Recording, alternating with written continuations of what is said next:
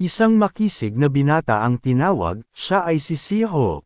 May tindig na tila sumasalamin sa katahimikan ng dapit hapon at mga matang taglay ang lalim ng karagatan. Nagangat siya ng paningin at tumugon ng may pagtataka, isang simpleng, oo. Na may halong pag-uusisa, waring nagtatanong kung bakit siya ang tinawag. Mula sa lilam ng silid, tumindig ang isang lalaking may aura ng awtoridad, ang kanyang nakatatandang kapatid. Sa tinig na may halong pakiusap at pag-asa, sinabi nitong nais niyang ayalay sa kanya ang tungkulin bilang pinuno ng kanilang hanay. Napasinghap si Siho, tila tinamaan ng kidlat sa gitna ng maaliwalas na langit. Patawad, ano raw? Halos pabulong ang kanyang tanong, ngunit puno ng pagkagulat. Dahan-daang yumuko ang kanyang ulo, at ang tinig niya'y naging tila alon na banayad ngunit taglay ang bigat ng damdamin. Iniaalay mo sa akin ang pinakamimithing tungkulin, isang karangalang pinakaiingatan. Ngunit ako'y bunsong anak sa ating pamilya. Hindi ko kailanman inakalang ako'y titingalain upang humawak ng ganong kataas na posisyon. Sa gitna ng mga mas nakatatanda, mas sanay, at higit na batikan sa sining ng pamumuno, sino ba ako, upang akuan ang bigat ng ganitong responsibilidad?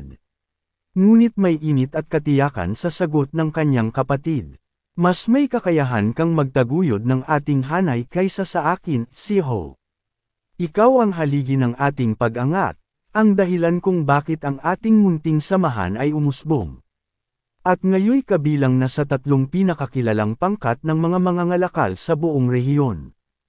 Tila isang binhing itinanam sa gitna ng unos, sumibol, yumabong, at namunga sa pamamagitan ng iyong katalinuhan. Ngunit ang mga mata ni Siho ay balot ng lungkot, ang pusong pagod ay ayaw pa ring tanggapin ang bigat ng alok. At sa isang iglap, tila sumabog ang kanyang damdamin. Hindi ko inaasam ang painang dulot ng kapangyarihan. Mas nanaisin ko pa ang malayang pag-idlip sa ilalim ng araw at ang paglalakbay ng walang alalahanin. Kaysa mabuhay sa lilam ng mabibigat na pananagutan. Kung ako'y ihahalal bilang pinuno ng hanay ng mga mangangalakal, ang bawat hakbang ko'y kailangang sukatin, ang bawat salita, pag-isipan. Sa bawat marangyang piging ay kailangan kong ngumiti sa mga kasosyong may ngiti ngunit may nakatagong punyal sa kanilang mga dibdib. Sa bawat pakikipag-usap, kailangan kong sumabay sa matatamis na pananalita na ang laman ay puro lason, pawang pagbabalat kayo, pawang panlilinlang. At kung sakaling gumuho ang ating dangal, ako ang unang huhusgahan, ako ang unang ituturo, ako ang tatanggap ng lahat ng batikos at pagkamuhi. Kaya't hindi ko kayang tanggapin ang alok mong ito. Sa narinig, tila isang maliit na batong ibinato sa yulunan ng kanyang kapatid. Isang munting bagay, ngunit tumama sa pinakaubod ng damdamin. Nanlaki ang mga mata nito, hindi makapaniwala, na ang dahilan ng pagtanggi ng bunsong kapatid ay hindi kahinaan, kundi ang matinding kabaturan sa bigat ng pamumuno. Ilang saglit siyang nanatiling tahimik, tila sinikil ng bigat ng damdaming hindi maipahayag. Parang huminto ang mundo, at sa mga sandaling iyon, ang katahimikan ay naging napakabigat, dumagan sa dibdib ng bawat kaluluwang nasa silid. Binalot ng malamig na katahimikan ang buong silid, habang sa labas, ang kalaliman ng gabi ay tila kumakampay sa pagitan ng hangin at mga aninong nagkukubli. Sa wakas, nabasag ang katahimikan ng isang tinig na marahang sumayad sa pandinig ni Siho at siyang gumising sa kanyang puso. Ito ang tinig ng kanyang nakatatandang kapatid, mabigat, waring pilit pinipigilang gumuho. Oo, siya nga, kung yan ang hiling ng puso mo, kung yan ang pinili mong landas, susundin natin. Ngunit sa kanyang mga mata, sa bawat pilak at kurbo ng pilat na nalikha ng panahon at tungkulin, ay bakas ang lungkot. Isang lungkot na, hindi kayang itago ng ngiti, at lalong hindi kayang tibagin ng mga salitang pang-aliw. Habang binibigkas ang pangalang Siho, tila isinumpa ng tadhana ang katahimikan ng gabi. At sa pagdaloy ng kwento, dumating ang gabi ng kapahamakan.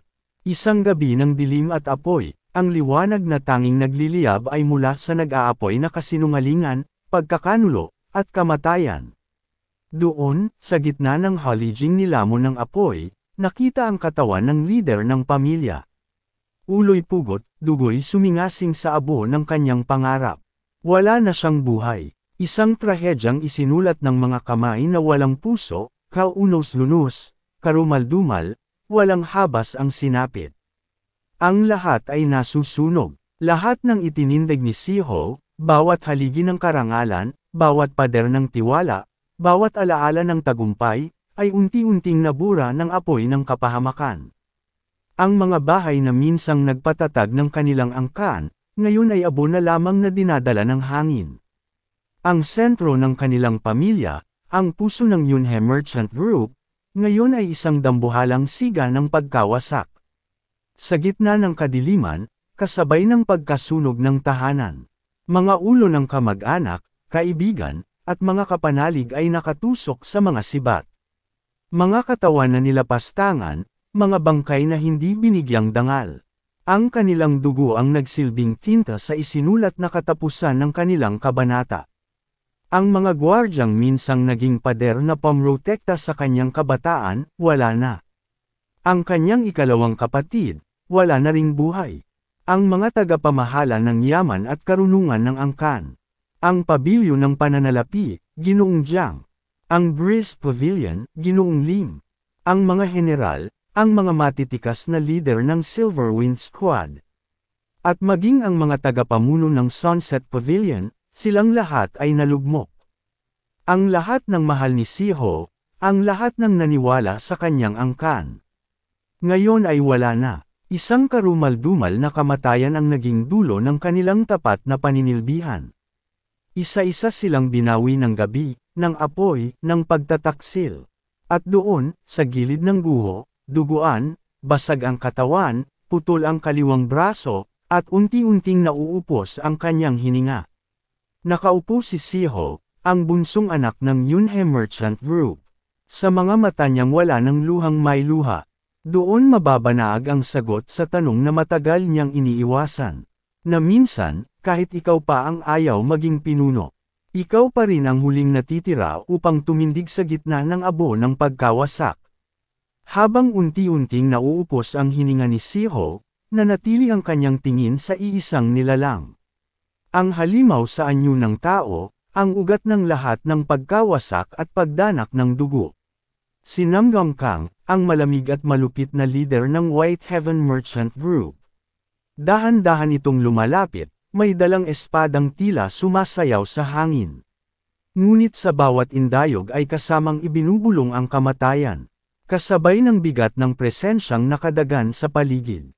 Itinutok ni Namgang ang talam ng kanyang espada sa leeg ni Siho. Tila isang panata ng wakas. At kamatayan, ay isang kaiyahiyang wakas para sa tulad mo. Malamig niyang bigkas, kasabay ng ngiting nanlalait sa mukha ng ating sugatang bida. Muling tumindig ang tinig ni Siho, bagaman paos at basag. Hindi ba't kayo, ang Heaven Merchant Group, ay kabilang sa alyansa ng MERM? Nararapat bang isagawa mo ang ganitong kalapastanganan? Gayong ikaw ang sinasambit na mukha ng ortodoksong dangal. Ngunit ang sagot ni Namgang Kang ay isang malamyos na tinig. Hindi upang aliwin kundi upang ulitin ang pagdurog. Narinig na ng lahat sa itaas. Kung paanong ang iyong hakbang ay bumangga sa aming hanap buhay. Nasa likod ng kanyang mga salita ang lasong humihiwa. May paghamak na nakabalot sa tamis ng kanyang boses. Dapat ay nanatili ka sa landas na pinili mo. Ito, lahat ng ito, ay para lamang sa salapi. First, isang sotset ng paglibak ang sumunod na tila latay. Sa dangal ni Siho, napangisi si Siho, dagwang labi ang nagsiwalat ng katotohanan. Kung gayon, kayo ang dahilan ng sariling pagbagsak. Ang kakulangan sa galing ng inyong mga manggagawa. Ang kabulukan ng inyong pamumuno. Kaya't nalalamangan kayo ng Yunhe Merchant Group. Yun lang ba ang kaya mong isagot? Pagkatapos ng lahat ng karumal-dumal mong ginawa isang malaking kalokohan. Napakunot ang noo ni Namgang. Tulad ng ulap bago bumuhos ang bagyo. Ano? Biglang kumislap ang asul na liwanag sa katawan ni Siho. Isang enerhiyang tumitindig mula sa kanyang sugatang katawan. Paghahanda sa huling galaw, nabibingi ka na bahanggal. Ngunit si Namgang Kang ay tila yelo, walang bahid ng takot, walang pag-aalinlangan. Itinulak niya ang espada pasulong, muling itinapat sa leeg ni Siho. At walang habas na sinipa ito. Bumulusok si Siho pabalik. Tumama ang kanyang dibdib sa matigas na lupa. At siya'y napaluhod, napapilipit sa sakit. Ang kanyang isang braso, wala na, tumutulo ang dugo sa pilat ng pagkawala. Habang ang kanyang pag-ubo ay parang kampana ng nalalapit na wakas. Hindi kita dapat binigyan ng kahit anong paghinga. Wika ni Namgang Kang habang naglalakad palapit. Napakadelikado mo, kaya't kailangang lumuhad ang Yunhe Merchant Group. Itinaas ni Namgang ang kanyang espada. Isang pag-aalay sa langit ng panibagong bangkay. Column. Ang kanyang malamig na habilin. At sa isang iglap, isang maliwanag, malamig, at marahas na hiwa ang lamagot sa huling hininga ni Siho. Ang gabi ay muling nilamon ng katahimikan. Sa mga huling kisap ng kanyang buhay isang malalim na tanong ang bumalot sa kanyang isipan. Parang bulong ng hangin sa gitna ng bagyo. Mababali ba sa walang saysay ang lahat ng aking pinagdaanan? Ang lahat ba ng dugo, pawis, at pangarap ay tuluyang mawawalang kabuluhan? Matay nagmamasid, masdan ang trahedya. Ang ulo ni Siho, unti-unting tumilapon, naglalayo mula sa kanyang katawan. Isang malupit na hatol mula sa talam ni Namgang Kang. Habang ang paligid ay nilalamon ng naglalagablab na apoy. Isang impyernong sumisiklab, naglalasan sa hangin. At pumapailan lang sa katahimikan ng gabi. Sadyang, wala bang saysay ang mga buhay ng mga mangangalakal sa dakila at walang hanggang himig ng Murm. Mga alon ng panahon na dumadaan, nagdadala ng mga pangarap at alaala. Tila ba boses ng mga naglisan na ngayon nauupos sa hangin. Sana'y mula pagkabata pa lamang, aking pinili na tahakin ang landas ng martial arts. Upang lumago ang aking lakas, upang maipakita ang dangal na taglay ng dugo ko. Kung sana, ang Yunhe Merchant Group ay lumawak, lumakas, at yumabong. Baka ngayoy kami, at ang aming buong angkan, ay buhay pa sana. Nakatitindig, matatag sa hamon ng kapalaran. Ngunit tulad ng ilaw na nauupos sa dapit hapon. Ang huling hibla ng buhay ni Siho ay tuluyang nawala, naglaho sa likod ng mga abo at apoy. Isang malungkot na alaala sa hangin ng Murm. Lumipat ang salaysay sa isang lugar na tila iniihip ng hangin ang panibagong kapalaran. Mula sa katahimikan, isang tinig ang umalangaw-ngaw, malumanay ngunit may bigat. Master, sa isang silid na balot ng katahimikan at amoy ng mga lumang aklat. Isang lalaki ang napabalikwas mula sa mahimbing na pagkakatulog. Ang mga matay nagliliwanag ng pagkalito. Tila kaluluwang nagising sa bangungot. Bigla, isang sigaw ang sumabog sa di kalayuan. Young Master! Ang tinig ay puno ng pagkairita, tila tambol na hinampas ng malakas. Isang paalala sa katotohanang hindi na siya nasa gitna ng kamatayan. Ang tinawag na Young Master ay walang iba kundi si Siho, na ngayoy gulat na gulat. Hindi makakibo, ang kanyang isipan ay isang barkong nilamon ng unos. Walang direksyon, walang ugat sa kasalukuyan. Lumapit ang isang alipin, may pag-aalalang nakaukit sa mukha. At may tinig na puno ng pagpipigil. Alam kong hindi maayos ang iyong kalusugan. Ngunit hindi mo maaaring baliwalain ang unang araw ng iyong tungkulin. Ang tinig nito'y tila habagat na dumarampi sa balat, ngunit may dalang bigat sa diwa. Samantala, si Siho ay nananatiling parang usok na naglalayag sa ulap. Walang katiyakan, walang muwang kung panaginip pa ba ito o isang malupit na biro ng tadhana. Ano ba ang nangyayari? Buhay pa ba ako? Ang mga katanungang gumuguhit sa kanyang kamalayan. Tila sugat na hindi pa rin humihilom. Ngunit ang lalaki sa harapan niya'y unti-unting nawawalan ng pasensya. May anyo ng pagtitimpi ngunit halata ang pag-init ng ulo. Sinabi ko sa iyo, bantayan mo ang mga supply mula sa nakaraang ani. At buuin ang pagsusuri. Ngunit ang mga salita nito ay tila bulong sa loob ng tubig para kay Siho. Ang kanyang pandinig ay alingaw-ngaw lamang. Ang paningin niya'y malabo pa. Lahat ng tanong ay sumasayaw sa hangin, hindi maabot. Habang patuloy ang lalaki sa kanyang pagsasalita. Sinabi nito na ang leader ng merchant group ay nag-aalala sa kanyang kalagayan. Mariing tinanong kung nais niyang magpahinga sa silid. Ngunit si Siho, bagaman naroon sa katawan, ay para paring multo sa sariling katauhan. Napatingin siya sa lalaki, at sa biglang sulyap, parang sinamgangkang ang nakatayo roon. Ang halimaw ng kanyang bangungot, ang may sala sa kanyang kamatayan. At bagaman hindi sigurado, ang kanyang mga damdamin ay nag-alab. Parang bulkan na muling sumabog. Isang mura ang pumatakas mula sa kanyang labi. At siya'y nag-amba ng isang suntok. Isang bagzo ng galit na bigla ang kumawala. Ngunit ang katawan niyang mahina pa, ay hindi sapat upang makamit ang galit na nilalaman ng kanyang dibdib. Ang kamaoy lumihis sa landas, at siya'y nawalan ng balanse. Mga aklat at scroll mula sa mesa ay nagsibagsakan. Tila mga alaala ng isang mundong hindi na niya kilala. Hay nako, Diyos ko! Bulalas ng lalaking tila pagod na sa lahat.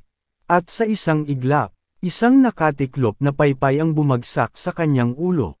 Matindi, matunog, at kung hindi pa dahil sa kaunting awa, ay marahil nabura na ang anyo ng ating bida. Palo ng pagmamahal raw iyon. Ngunit tila hampas ng kapalarang nagpaparamdam na siya'y buhay pa nga.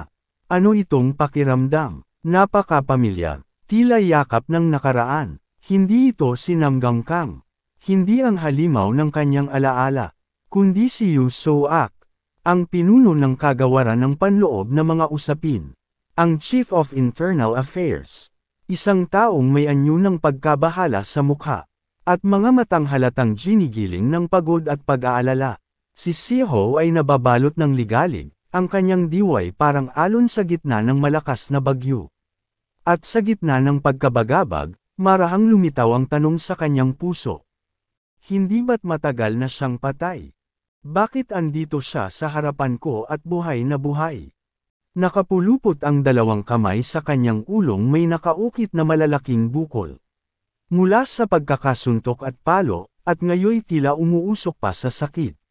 Napasigaw siya na parang batang nawawala sa dilim. Nasa impyerno na ba ako? Ngunit kasunod nito ang isang mahinang pagtawa. May bahid ng inis at pagod, parang pisi ng pasensyang nauupos. Mula kay Yu So-ak, na may malamig at nanunuot na tinig. Hindi ka pa rin gising. Wika niya, kasabay ng isang sarkastikong ngiti. Sa lahat ng mga taon ng aking paninilbihan sa Yunhe Merchant Group. At sa pagtuturo sa 3 pasaway na Young Masters. Wala ni isa man sa kanila ang nagtangkang suntukin ako. Ikaw lang, Siho. Ikaw ang natatangi. Isang biyaya at salot sa parehong pagkakataon. Tila isang punong may bulaklak ngunit puro tinak ang sanga. Habang binabayo ng mga salita si Siho, unti-unti siyang nilalamon ng isang nakakahiyang pagkaunawa. Hindi ito panaginip, hindi rin ito kabilang buhay. At ang mga pinagsasabi niya kanina ay tila hangin lang na puno ng kahihiyan. Pinagpapawisan siya mula ulo hanggang talampakan, parang sanggol na nahuling magnanakaw ng candy. Pumasok ka sa silid mo, at umupong nakaharap sa pader. Sigaw ni Yu So-ak na umalangaw sa buong tahanan ng Yunhe Merchant Group. Parang kulog na nagpatahimik sa lahat ng maririnig. At si Siho, tila musmos na nabigla, ay napaubot na pasagot ng Opo. Makalipas ang ilang oras, makikita si Siho sa isang silid, tahimik at mukhang pinagsakluban ng langit at lupa. Nakaupo sa harap ng pader. Ang bukol sa kanyang ulo ay tila bulkan, pula, matambok, at tila nanunuot ang init. Patuloy pa rin ang usok ng kahihiyan mula rito. Sa gitna ng katahimikan ay bumalik sa kanyang alaala ang huling sandali ng kanyang kamatayan. At isang tanong ang tumimo sa kanyang isipan. Bakit ako pinagagalitan ng pinuno ng kagawaran ng panloob na mga usapin? Si Yu So-ak, ang takot ng lahat ng batang merchant sa Yunhe. Bumigat ang kanyang dibdib habang siya'y nalulubog sa malalim na pag-iisip. Ang masusing pag-aaral sa supply ng ani noong nakaraang taon. Iyon ang unang hamon na aking tinanggap. Nang sinimulan kong unawain ang kabuuan ng aming negosyo. Isang hakbang patungo sa hinaharap. Subalit nauwi sa pagkadapa. Ang aral na natamo ko noong araw na iyon, ay tila init ng araw sa gitna ng tagtuyot. Matindi, matalim, at halos giniling ang aking dangal hanggang maging abo. Sa mga ganito ni Siho, ay muling sumambulat ang galit ni Ginoong Yusoak. Tila isang tag-ulan ng masakit na salita. Wala raw ni isang tamang detalye sa kanyang pagsusuri. At kahit isang ligaw na baka ay mas marunong pa raw sumulat kaysa sa kanya. Pinagpasalamat pa raw ni Ginoong Yu, na may papel siyang pwedeng gawing pataba sa hardin. Dahil sa basurang ulat ni Siho, damyugo ang tenga ni Siho. Hindi dahil sa suntok, kundi sa patuloy na pagpupuyos ng bibig ni Ginoong Yu. Tila kulog na walang tigil, at kidlat na walang habag. Sa gitna ng katahimikan, habang nakaharap pa rin sa malamig na pader, ay muling lumutang sa kanyang puso ang isang bulong. Posible bang, matapos ang matagal na pagkakaupo sa harap ng malamig na pader, habang binabalot ng tanong ang kanyang isipan na tila usok ng isang lumang insenso, tumindig si Siho.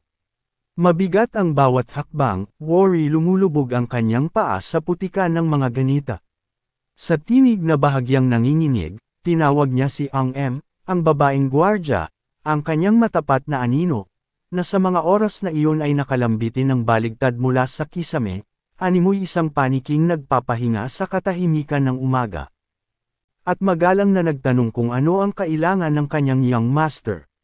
Mula sa mga mata ni Siho ay sumili ang lungkot at pagkalito, isang tinging tila naghahanap ng sagot sa sariling kaluluwa. Sa tinig na puno ng pag-aalinlangan, tinanong niya kung ilang taon na siya sa kasalukuyan. Napatigil si Ang M. Parang tinamaan ng lintik ang kanyang diwa. Ang simpleng tanong ay naging tila batong ipinukol sa salamin ng katinuan. Sa isang iglap, lumundag ito pababa.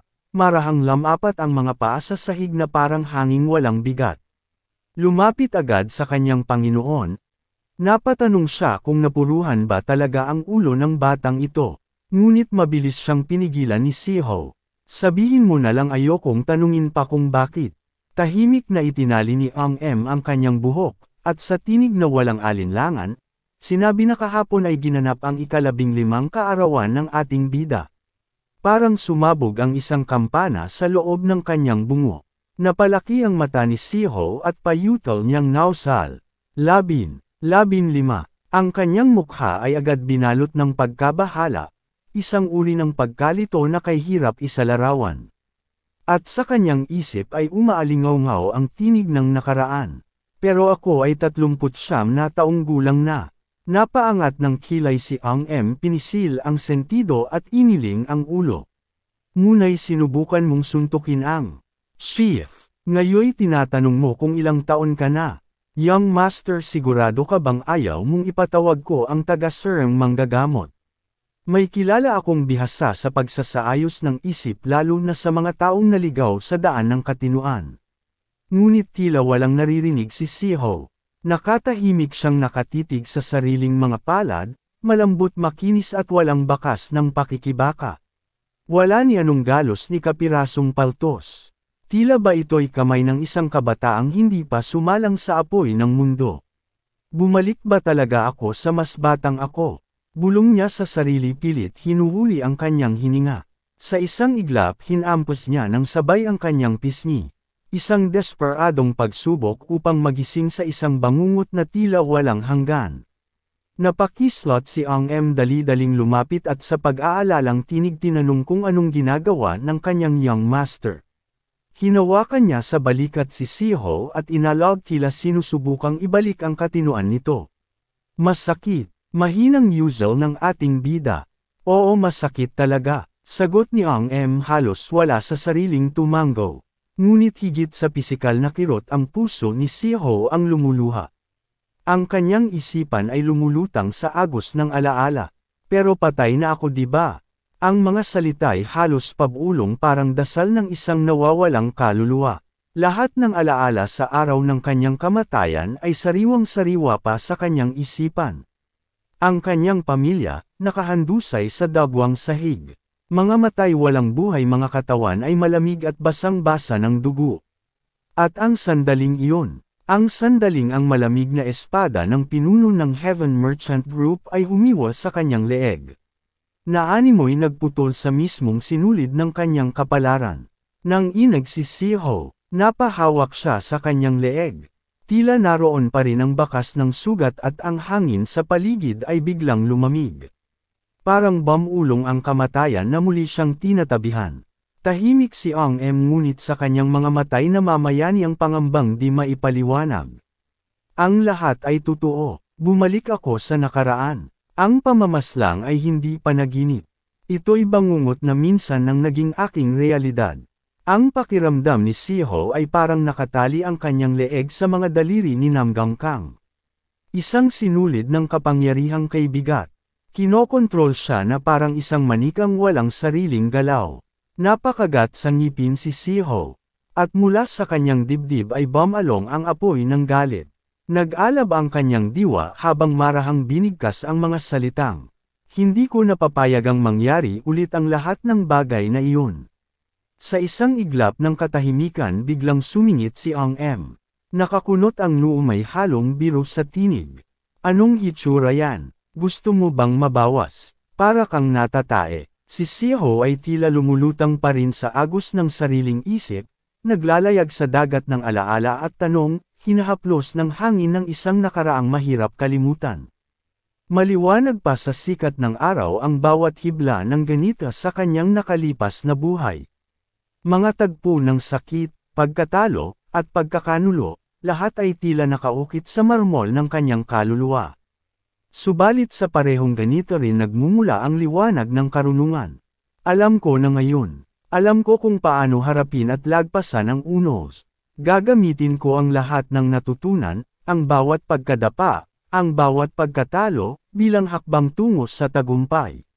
Lalakas ako ng higit pa sa dati, upang muling banggain ang mundo ng Merm at pigilan ang kapalarang minsan nang naging bangungot. Sandali lang. Habang lumulutang sa agos ng ganita, isang biglang kabataran ang tila lumampas sa kanyang diwa. Isang lintik ng pagkaalala ang tumama sa kanyang puso. Bigla siyang nagsalita mula sa pagkakatulala, dahilan upang mapalingon si Ang M sa gulat. Ang M, sambit ni Siho. Sabi mo kahapon ang aking ika-15 kaarawan, tama ba? Agad namang sumagot ang babae, waring nagtatakang may halong pag-aalala. Oo, bakit, ano bang? Nagyayari sa iyo ganito ba talaga ang pagbibinata?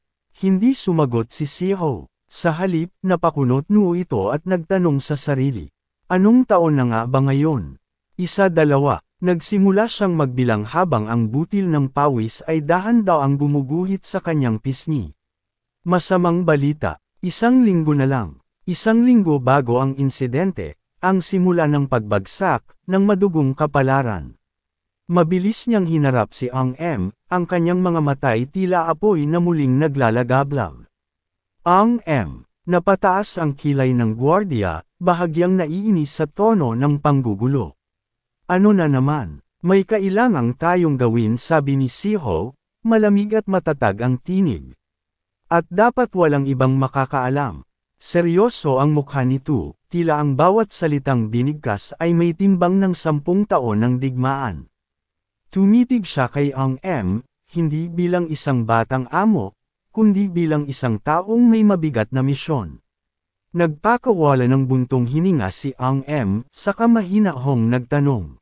Ano na naman yan, young master? Pagkatapos isalaysay ni Siho ang kanyang balak, isang plano ng pagbabago at pagliligtas. Mula sa labas ng silid ay sumambulat ang tinig ni Ang M, malakas at may halong pagtatawa. Abay, totoo ngang dumaraan ka na sa pagbibinata. Parang hindi sineryoso ang sinabi sa kanya, waring binabaliwala ang apoy sa mata ni Siho. Mula sa loob ng silid ay narinig ang malakas na sigaw ng ating bida.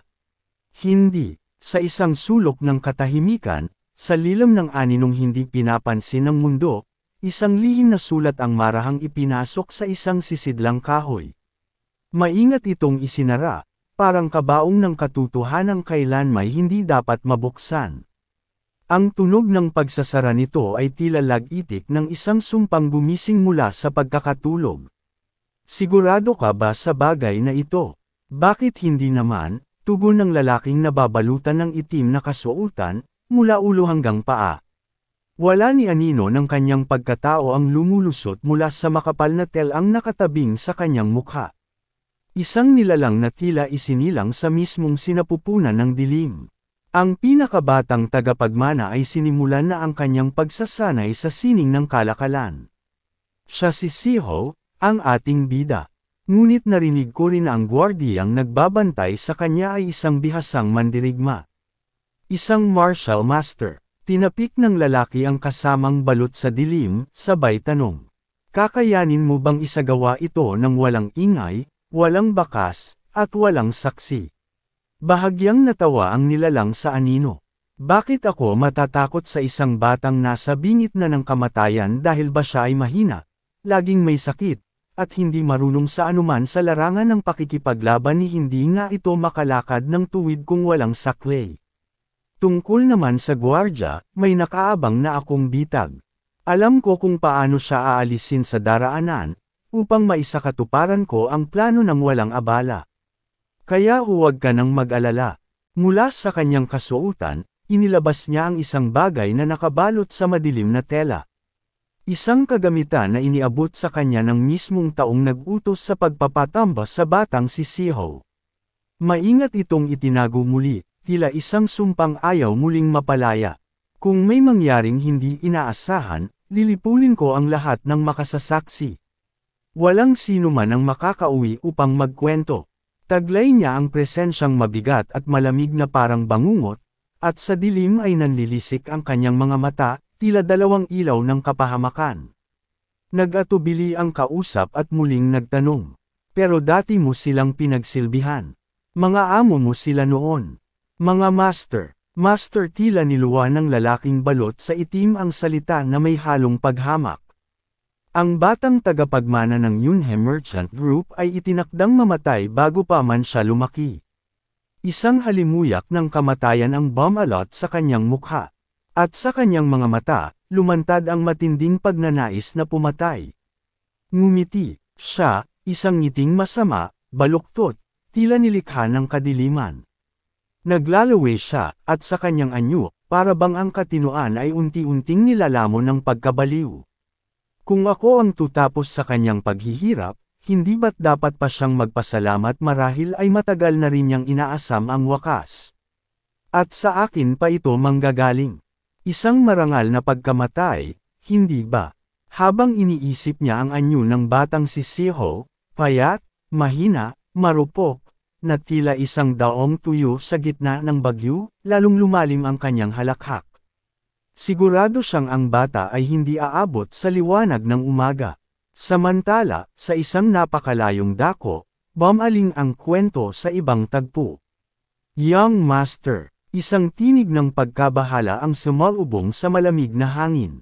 Si Ang M ang tumawag, habang sila'y naglalakbay sa gitna ng isang maputing impyerno, umuulan ng nyebe, at bawat paghinga ay tila may kasamang kirot ng yelo. Isang dambuhalang alipin ng buhat-buhat si Siho sa kanyang balikat. Ang ating bida ay nakaupo roon, hawak ang isang teleskopyo, at para bang may hinahanap sa dulo ng daigdig. Ano ba itong ginagawa natin? Tanong ni Ang M, seryoso at may halong pagkairita. Ngumiti si Siho, may halong kapilyuhan sa tinig. Alam niyo naman, mahina ang katawan ko. Kailangan kong mag-ehersisyo upang lumakas. Sabay tuloy sa pagtitig sa teleskopyo, tila ba may hinahanap na kayamanang matagal nang nawawala. Kami nga ang nag-eehersisyo at hindi ikaw, sagot ni Ang M, pag-alit, habang nagpapawi sa ilalim ng makapal na kasuotan. Tumawa si Siho, at tumingala sa langit. Baka kasi makakita tayo ng isang magandang bagay kung patuloy tayong maglakad. Hindi natin alam kung anong kayamanang naghihintay sa kanto ng mundo.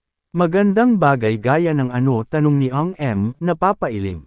Isang prutas, sagot ni Siho, sabay turo sa isang puno sa di kalayuan. Ang pinakamagandang uri ng miracle medicine ay sa Zhongyuan. Naroon ang mga prutas na kayang bumuhay ng mamatay, at kayang baguhin ang landas ng kapalaran. Napangiti siya, at marahang tinanggal ang takip sa kanyang bibig. Sa kabilang dako, kapwa nagtaka si Ang M at ang lalaking kasama nila. Hindi nila maunawaan ang sinasabi ng kanilang batang Panginoon. Sa kanilang isipan, isang malaking tanong ang gumuhit. Ano nga ba ang pinaplano ni Siho? Ano ang kanyang tinatanaw sa gitna ng nyebeng ito? Hanggang dito muna ang ating kwento. Abangan sa susunod na video kung ano nga ba ang nakita ni Siho. At kung ito nga ba ang magiging susi sa pagbago ng kapalaran ng buong Yunhe Merchant Group. Huwag kalimutang pindutin ang like, mag-iwan ng komento, at ibahagi ang ating video. Para sa mga bago pa lamang sa ating tahanan, huwag mag-atubiling mag-subscribe upang masundan ang mga susunod na kabanata ng ating epikong salaysay. Maraming salamat sa inyong panunood. Hanggang sa muli.